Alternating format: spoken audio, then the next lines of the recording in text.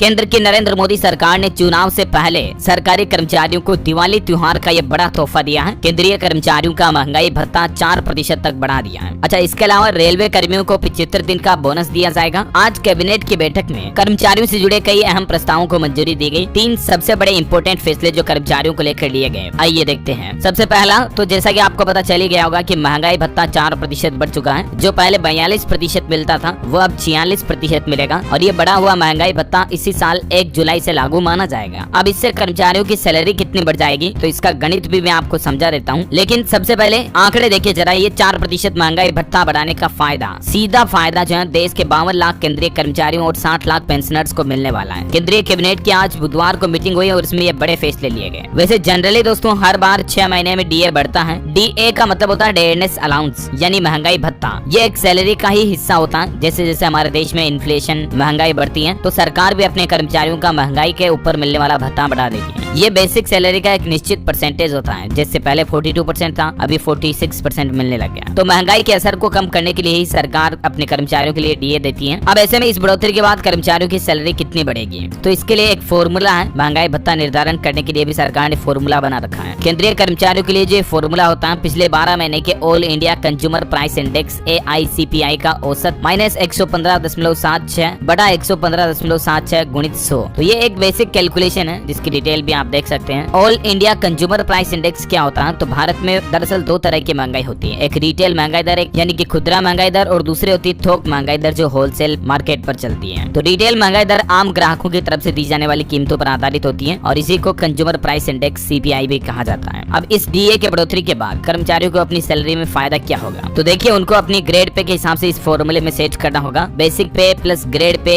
Multiply DA percentage equal to DA amount. अब ये DA amount आपको अलग से मिलेगा, उसमें आप अपनी बेसिक सैलरी में वापस जोड़ करके आपकी नेट टोटल सैलरी निकाल सकते हैं। अब उदाहरण से समझिए इसे एक मान लीजिए आपकी बेसिक सैलरी 10,000 रुपए है, ग्रेड पे 1,000 रुपए है, तो दोनों को जोड़ने पर टोटल 11,000 रुपए हुआ। अब 46% महंगाई भत्ते के लिहाज से देखा जाए तो ये 5,060 रुपए हुआ। सबको जोड़कर टोटल आपकी सैलरी 16,060 रुपए हुई और 42% डीए के हिसाब से आपको 15,620 रुपए ही सैलरी मिल रही थी। यानी 4% डीए बढ़ने के बाद 10,000 की सैलरी पर 420 रुपए का फायदा आम सरकारी कर्मचारियों को मिलने वाला है। ओके, ये तो मैंने कैलकुलेशन वगैरह बता दी। इसके अलावा भी देखिए आप गवर्नमेंट एम्प्लॉइज के लिए गवर्नमेंट की तरफ से कुछ और फैसले लिए गए। एक तो दिवाली के मौके पर रेल कर्मियों को 75 दिन का बोनस मिलेगा। रेलवे कर्मचारियों और देश के किसान भाई लोगों के लिए भी बड़ी खुशखबरी है। कैबिनेट बैठक में जो 3 बड़े फैसले लिए गए उनमें एक रेलवे कर्मचारियों के लिए दिवाली बोनस वाला फैसला भी है। उन्हें 75 दिन की सैलरी बोनस के तौर पर मिलेगी, यानी लगभग 2 महीने से भी ज्यादा की सैलरी तो फ्री में मिलेगी। इसके अलावा 6 रबी की फसलों के लिए MSP भी बढ़ा दिया है, जो कि किसानों की आमदनी पर सीधा सकारात्मक प्रभाव डालेगा। MSP यानी कि न्यूनतम समर्थन मूल्य, मिनिमम सपोर्ट प्राइस को सरकार ने बढ़ा दिया 6 तरह के रबी की फसलों पर, जिसमें गेहूं, मसूर समेत और कौन कौन सी फसलें शामिल हैं। तो देखिए आप गेहूं पर 2125 रुपए प्रति क्विंटल MSP है और मसूर पर 6,000 रुपए प्रति क्विंटल MSP है। इन दोनों में अच्छी खासी बढ़ोतरी होने की उम्मीद है। आज सरकार ने घोषणा की है तो जल्द ही ये 6 फसलों पर MSP बढ़ा भी दी जाएगी। अभी डेटा जारी नहीं किए गए हैं। अनुमान के मुताबिक गेहूं की MSP में 150 से 175 रुपए तक की बढ़ोतरी हो सकती है। इसी तरह से सरसों, सनफ्लावर वगैरह इन चीजों की MSP में भी बढ़ोतरी हो सकती है। जैसे ही डेटा आएंगे